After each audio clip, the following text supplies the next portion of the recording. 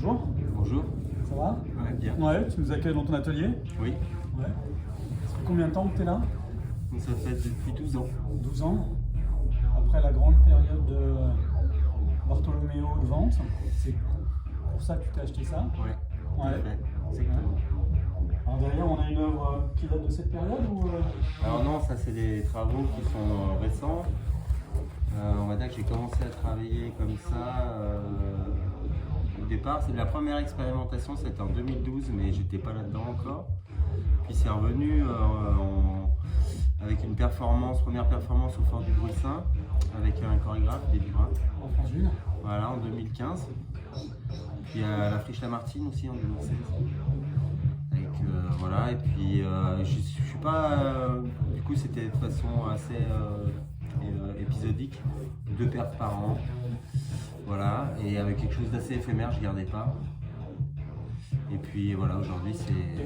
Et je me trompe, même si tes premières œuvres étaient des performances en soi, mais là on a l'impression, en regardant ton travail depuis quelques mois, on en parlera tout à l'heure, que ça devient une performance réelle, timée, circonstanciée, Ouais. et même si on peut percevoir l'œuvre hors du contexte, il y a quand même un contexte à percevoir. Oui. En fait, disons que ça peut se voir hors contexte, mais c'est plus intéressant de savoir d'où ça vient. Déjà l'interaction avec la musique, parce que du coup, à ce moment-là, moi je transmets quelque chose. Je ne suis pas seul devant ma toile, c'est-à-dire que je capte les sons dans l'espace, le volume, la fréquence, la hauteur, le déplacement, donc je me concentre beaucoup dessus. C'est pour ça que je travaille avec mes 2 mains, parce qu'il y a plusieurs sons, il y a des sons qui vont là-bas.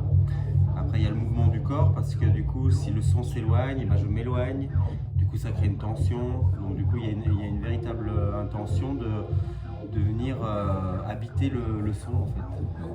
Il y avait des artistes qui disaient que le vecteur était souvent l'outil du peintre, les pinceaux, mais là c'est ton corps même qui devient le vecteur, la totalité, et on arrive à une performance même qui devrait être filmée, et qui l'est des fois. Oui.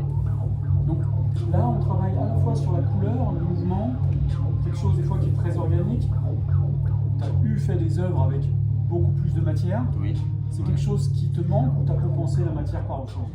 Et ben pour moi, en fait, la matière, c'était de l'énergie déjà. C'était ce côté très matéré, très organique, en fait. Et aujourd'hui, en fait, c'est simplement que cette matière est devenue plus fluide, plus énergie. Elle est sortie, c'est comme si elle était sortie du sol. Pendant des années, j'ai travaillé au sol, en plus. Là, je travaille pas au sol. Donc, c'était une espèce de modelage, de gratouillage de la terre. Et puis là, aujourd'hui, en fait, c'est comme si ça avait percé, puis ça avait pris de la respiration. Parce qu'en fait, c'est ce que je cherchais dans mon travail, c'était de la respiration. Il y a aussi, tu me dis si je me trompe ou si je m'avance trop, je ne veux pas dire qu'avant il n'y avait pas une certaine spiritualité, mais on a l'impression qu'il y a un degré de spiritualité qui est arrivé dans tes œuvres progressivement. En fait, c'est de la conscience, quoi. C'est simplement de la conscience. C'est qu'au départ, c'était au sol et je me débattais en fait avec mes émotions, et qui étaient tellement variées, intenses, profondes, et qui du coup étaient plutôt assez dark et à la fois joyeuse, parce qu'en fait j'ai toujours, même dans la douleur, j'ai trouvé quelque chose de très coloré, de très vif en fait. Et aujourd'hui, en fait, pour essayer de dépasser cet état-là, du coup je me suis aussi détaché du fait de travailler au sol, de passer énormément de temps à construire des pièces, mais qui étaient hyper laborieuses, pour arriver à quelque chose de plus instinctif, plus instinctif. Moins viscéral. Il y a de l'instant, mais il y a aussi un aspect viscéral. Il y a aussi un aspect organique. Oui, bien sûr. Mais ça, en fait, ça se fait comme ça se fait, c'est-à-dire que chaque personne est différente. Et moi, effectivement, je suis quelqu'un d'assez. Il y a quelque chose de primitif.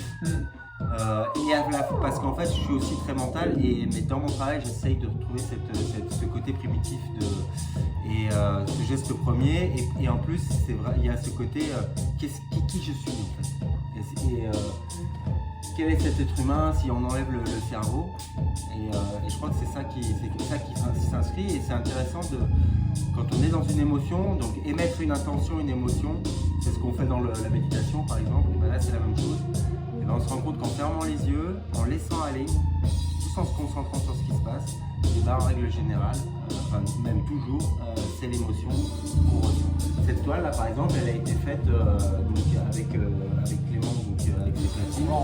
qu'on entend en ce moment pendant l'interview. Voilà. Ouais. Et on a posé cette intention-là de dire volcan, éruption, lave, voilà, c'est parti de ça. Donc l'intention me donne le choix des couleurs. Ce qu'on va faire là, c'est qu'on va faire une petite pause pour laisser une séquence vidéo d'une création de tes œuvres. Ouais. Et après, on va revenir dans un autre endroit de ton atelier pour parler justement de ce que tu es en train de faire avec ta prochaine expo qui aura lieu en octobre. Ouais, c'est ça.